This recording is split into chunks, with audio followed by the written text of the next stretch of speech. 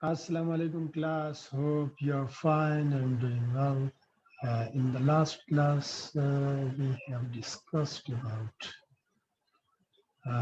sonographically important knee joint pathologies, and today we will continue further pathologies of the knee joint, which we can easily evaluate with the help of ultrasonography. So here we go with the knee joint ultrasound pathologies. Abnormalities. Quadriceps femoris injuries ultrasound is well suited for the evaluation of extension mechanism of the knee because the tendon are superficial and relatively large. With regard to the quadriceps tendon, tendinosis will appear hypoechoic and swollen with continuous tendon fibers visible and uh, possible classification and increase flow and color power Doppler imaging, which often correlate with patient symptoms. The term tendinosis is used rather than tendinitis because this condition primarily represents a degenerative process without acute inflammatory cells. So that is actually the main difference between the tendinitis and tendinosis. On ultrasonography, the tendinitis have active inflammatory process going on, and there will be excessive amount of blood flow detected power Doppler specifically because and color Doppler will be difficult to detect. Uh, But in cases of tendinosis, that is actually a tendinous degenerative process, and there will be a tendon, you can say, disruption, the normal fibrillar echo pattern disruption, because normal fibers will not appreciate as in the cases of normal individual. So here you can see this is the quadriceps tendinosis, and here this is patella. This is patella, which is represented with P, and this is femur, and here you can see this is suprapatellar fat pattern. This is quadriceps tendon, which you can see apparently there is a prominent difference, and there is no distinct fibrillar appearance as you can see in the normal tendon, as I have shown you in the last classes. Partial thickness tear, so tear appear is a well-defined hypoechoic or anechoic cleft or incomplete disruption of the tendon fibers. Partial thickness tear of the quadriceps tendon involve only one or two of the three layers, while sparing other layer of the quadriceps tendon. So here in this case, you can see this is a quadriceps partial thickness tear. So here you can see two of the layer. This is the first layer from here to here, and this is the second layer. Both of them are involved. Okay, but the third layer, which is the deepest one, the vastus intermedius, is intact to some extent. So this is a partial thickness tear. Again, here you can see in this image, this is the first layer which is totally involved in the tear. The second layer is partially involved and the third layer is intact. So again, this is a partial thickness tear of the quadriceps tendon. In cases of full thickness tear that is characterized by complete tendon disruption, tendon retraction, uh, giant fluid that trip from the suprapatellar recess through a tendon defect and secondary wavy appearance of the patellar tendon resulting from a low-lying patella. In cases of full thickness quadriceps tendon, there will be complete tendon disruption and the stump end will be retracted back by the muscle traction, and the giant fluid will be present toward there. And as you know, superiorly the patella is attached with the quadriceps tendon, and inferiorly it's attached with the patellar tendon. So if it is detached superiorly, then the patellar tendon will have a wavy appearance because that will not be straight. A retracted tendon stump may show posterior refraction shadowing, which you can say that edge shadowing. It may be associated with the hypoechoic bone avulsion. If there is any bony fragment that is avulsed from the surface of the bones, you can evaluate that as well. Displaced avulsion fracture fragment from the superior patellar pole may be seen in both partial thickness and full thickness too. So here you can see this is a full thickness tear of the quadriceps tendon, and this is a cleft type of this is a long view image, okay? And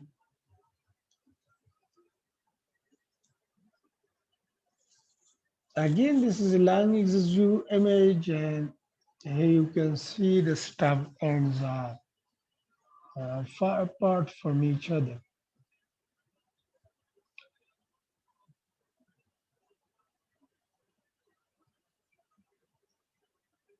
So A to C long view of the quadriceps tendon from patients show complete disruption or complete tear of the quadriceps tendon, node superior patellar pole bone avulsion occur, which is shown in the corridor in this one, okay? And this is a bone fragment which is detached from the superior fold of the patella and retracted by the quadriceps tendon above. And now here you can see this is posterior caustic shadow of that avulsed bone fragment. And here again you can see this is the stump of the quadriceps tendon is patella, and the space is covered by the heterogeneous fluid. Dynamic evaluation is helpful for the full thickness tear of the quadriceps tendon.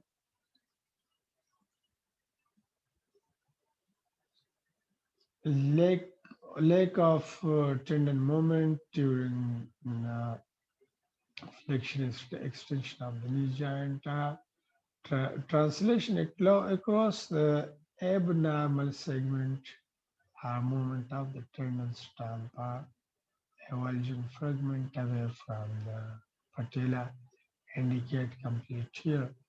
Dynamic imaging can be accomplished by squeezing the patient thigh, slightly flexing the knee, or manually pressing inferior on the patella.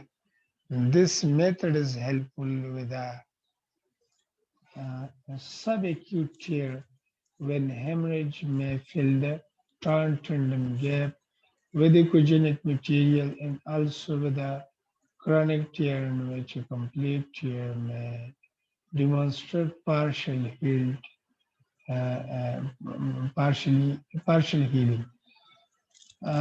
Full thickness tear is too easy to be evaluated with the help of ultrasound, but in cases of acute tears, the gap between the stump ends of the full thickness quadriceps tear will be filled with blood, and that will which more echogenically than the chronic tear.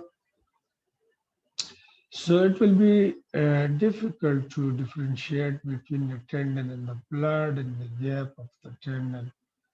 So in that cases, dynamic evaluation will be more helpful to see the stump ends of the quadriceps tendon during movement. Okay.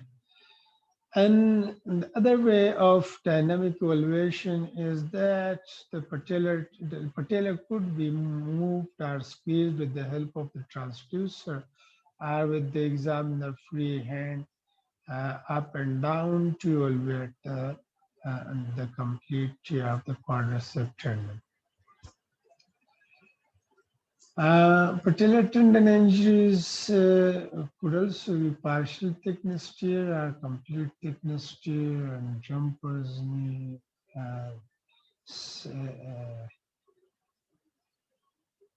sending, Lawrence Johnson disease, and so on. Tendinosis appear is hypoechoic swelling with continuous tendon fibers, superimposed interstitial tear could be suggested of clearly defined hypoechoic or anechoic cleft or present marked hyperemia. From a non-vascularity may be seen with color or powered up imaging. In patients with a penetrating injury or laceration, assist the tendon in both long and short axes, cause intact tendon fiber, exclude a full thickness tear. So here you can see patellar tendon, the long axis of the patellar tendon in image A, and the short axis view in B, and again in the third image long axis with color Doppler. So the proximal origin of the patellar tendon is hypoechoic, which appear like this, and looking more thick as compared to normal tendon.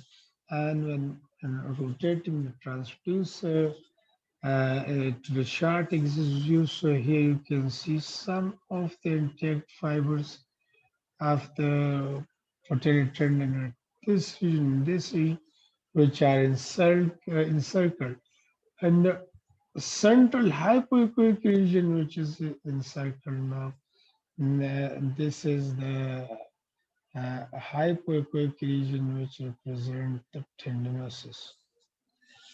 And when color Doppler is applied, there appear excessive amount of blood flow this region. But the distal part of the patellar tendon is normal.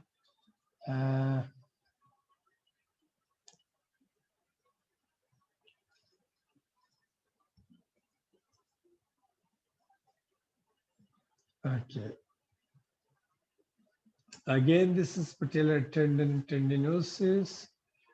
Here you can see this is a thickened patellar tendon, heterogeneous in appearance, and while applying power Doppler analysis to proximal patellar tendon, show a well-defined hypoechoic area, which are represented with these arrows, with the thickened and hypoechoic tendon. So this is thickened and hypoechoic, consistent with the tendinosis, and here represent the patella.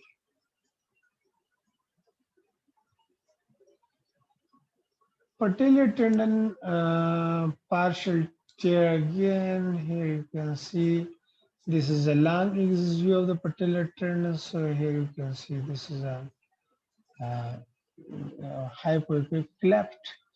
But in short axis view, you can see this is intact part of the patellar tendon, while this hypoechoic area is the pathological part of the patellar tendon involving laceration.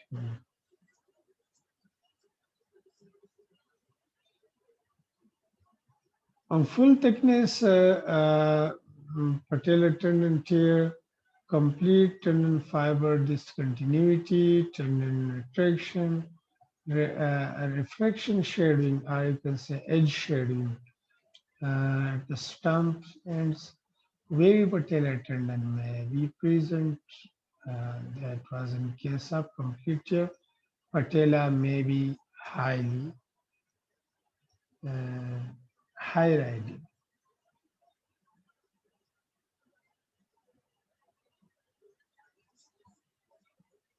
This is a patellar tendon full thickness tear.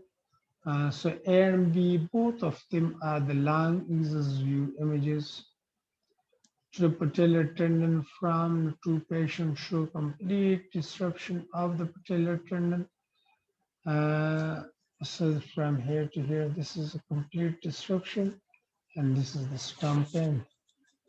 And again, here you can see this is a complete disruption of the tendon and this view appearance of the patellar tendon.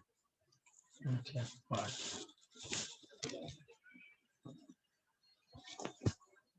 So here you can see this is a refraction shadow. Again, here is a refraction shadow. You can see that was an edge shadow. Heterogeneous hemorrhage and diffuse thickening of the distal patellar tendon.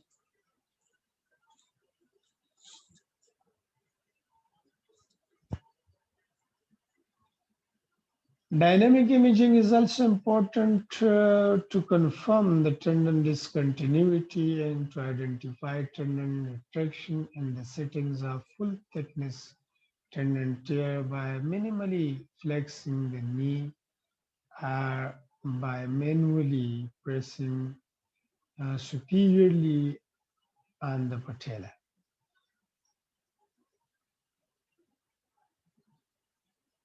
Osgood Schlatter disease is a painful condition that affects the distal patellar tendon insertion from repetitive trauma and adolescent. So in adults, the distal part of the patellar tendon inflammation is Osgood Schlatter disease. Hypoechoic swelling of the distal patellar tendon, swelling of the non-ossified cartilage, and possible fragmentation of the tibial tuberosity are consistent with.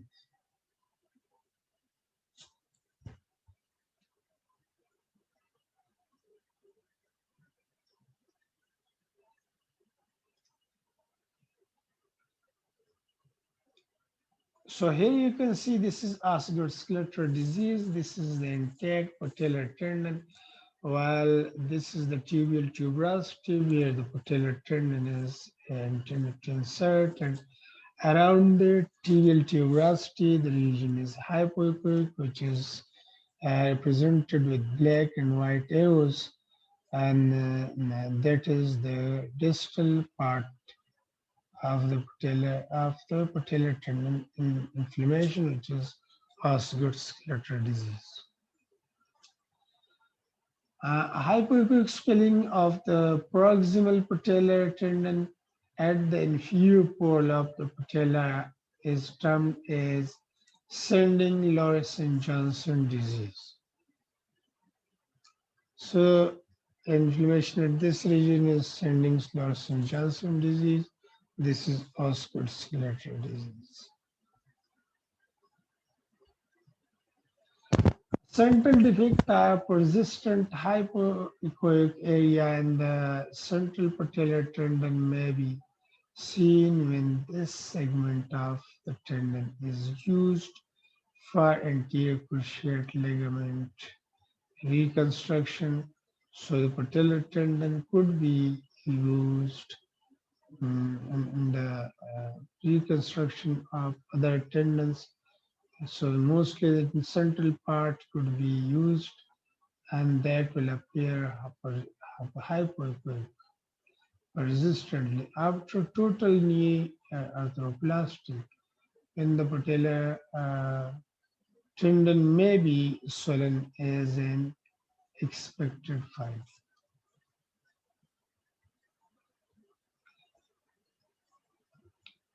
So here you can see this is postoperative patellar tendon, anterior cruciate ligament reconstruction. So in image A, this is the long view, and B is the short view of the patellar tendon show post-surgical defect and the inferior patella, arrowhead, and absence of the central third of the patellar tendon, which is represented over here. This part is absent, while the lateral ones are present because this central part is used for the repair of the anterior cruciate ligament. Here at the distal part of the patella, you can see multiple bony fragments. Other knee tendon injuries, abnormalities around the knee are less common. However, tendinosis may involve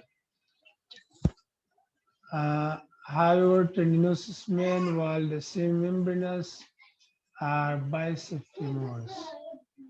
Normal bifurcation of the distal bicep femoris tendon around the lateral collateral ligament shouldn't be confused with the tendinosis, as we have already discussed, because lateral collateral ligament and biceps femoris, both of them are inserting uh, at the fibular styli. And so that's why the mixing of these fibers will appear slightly hypoechoic and thicker. So that could appear just like a tendinosis. But care must be taken to not mistakenly taken it for tendinosis. Sometimes you can also have tendinosis of the semimembranosus.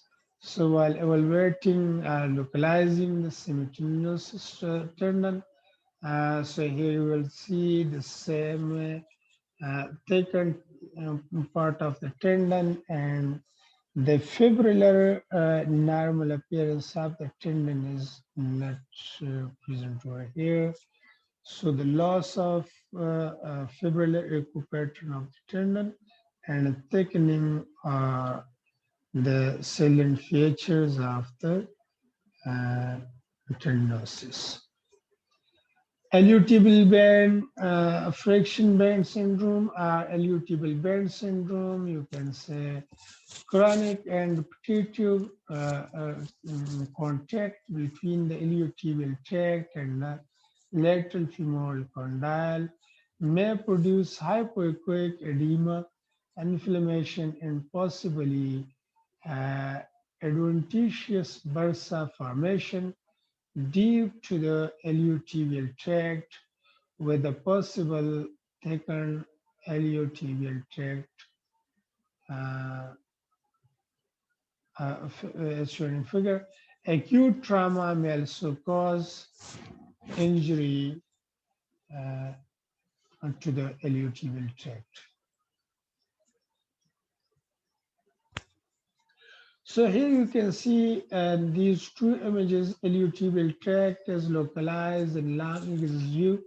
So here you can see this is iliotibial tract. And just beneath this region, you can see a hypoechoic region. Either this is a part of the iliotibial tract or some adventitious bursa preparation. So again, here you can see this is the iliotibial tract at the lateral femoral condyle, and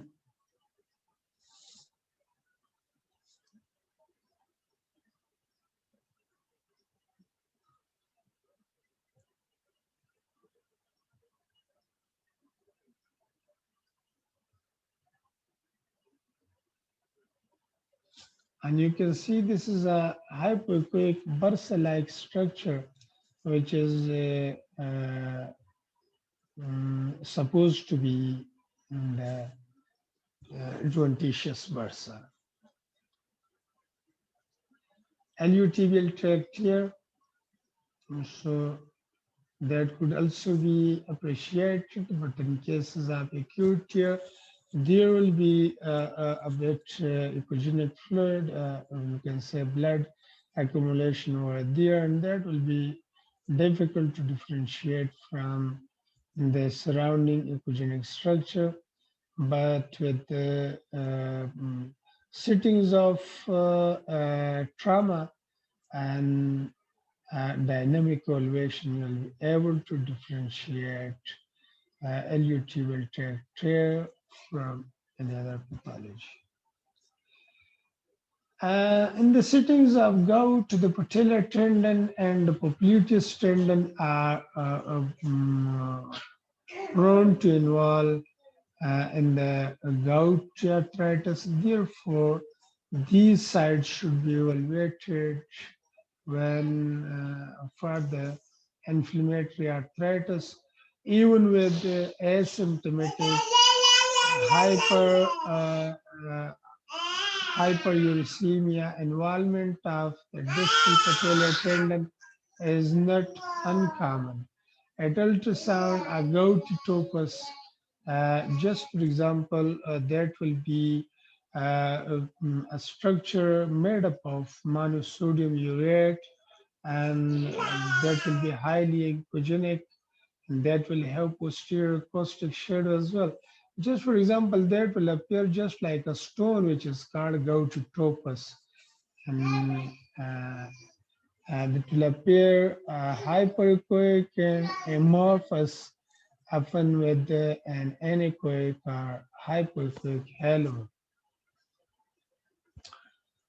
A tophus is often more difficult to delineate in a tendon, given that both are hyperechoic, mean tendon and tophus, both of them will hyperechoic, and that's why that will be difficult to differentiate.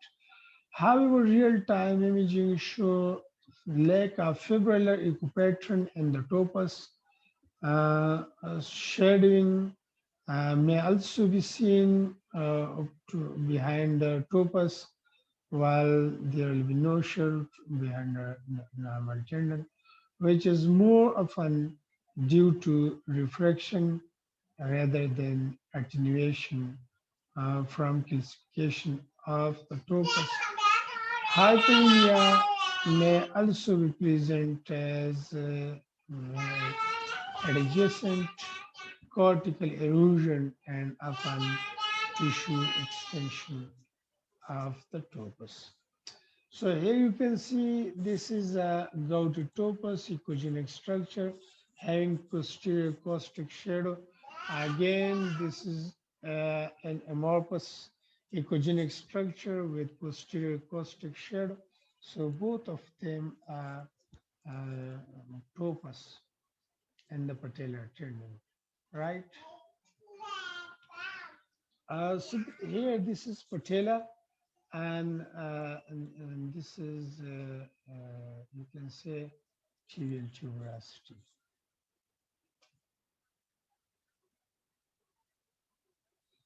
So again, here you can see this is a Gout tophus surrounded by hypoechoic halo, which is represented with these arrows. Okay, and here an interesting thing: multiple bony spurs are also associated with that Gout tophus. So you can say this is arthritis. Some of the ligament and bone abnormalities related to medial collateral ligaments. So you can have tear in the medial collateral ligament. As you know, the medial collateral ligament has two segments, the superficial and the deep meniscotibial and meniscofemoral ligament. So with the help of sonography, you can easily differentiate the medial collateral ligament here. Here you can see in these images, there is fluid accumulation superior to the medial collateral ligament. And here again, you can see this is the medial collateral ligament, and there is a focal hypoechoic lesion in the medial collateral ligament. Similarly, the lateral collateral ligament will also have tear, and it has only a single layer, and that you can have a partial complete tear.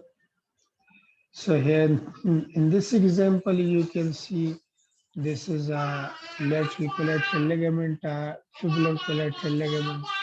The same, this is intake part of the lateral collateral ligament, and this is the torn area of the lateral collateral ligament.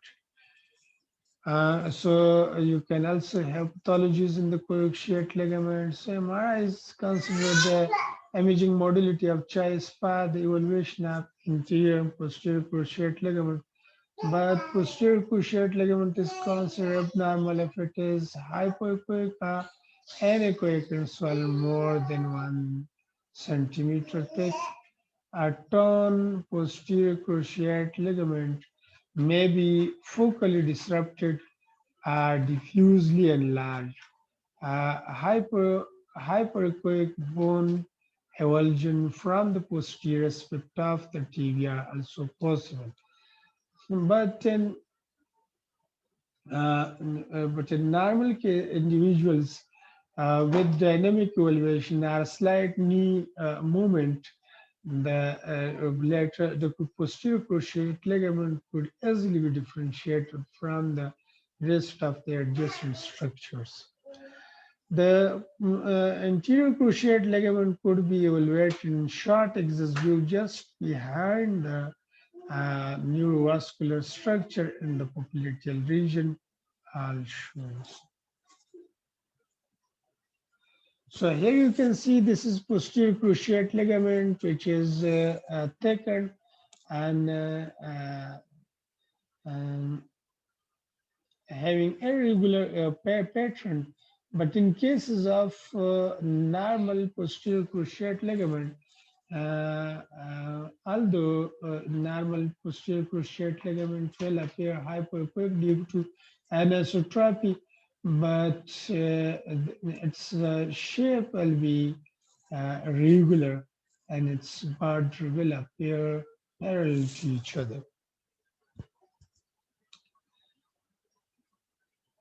ACL tear when appear hypoechoic intercondylar and intercondyle transverse view I'll show you soon. Dynamic stress waves have also been used in conjunction with ultrasound to identify abnormal anterior tibial translation as an indirect sign of anterior cruciate ligament tear. Sonographic evaluation of ACL and PCL tear is limited. Ganglion cyst associated with cruciate ligament may extend posteriorly and can be visible at sonography. So this is an anterior cruciate ligament tear. This is intercondylar view. Okay, so this is medial and this is lateral condyle, and this intercondylar view you can see this hypoechoic structure just posterior to the neurovascular structure. So this is anterior cruciate ligament tear. Osseous injury. Osseous surfaces have a characteristic contour, acts as landmark for identification of soft tissue, especially ligaments and tendon. The bone cortex is normally smooth and continuous. Any focal step of deformity, especially at the point of tenderness with transducer compression, should raise concern for fracture or for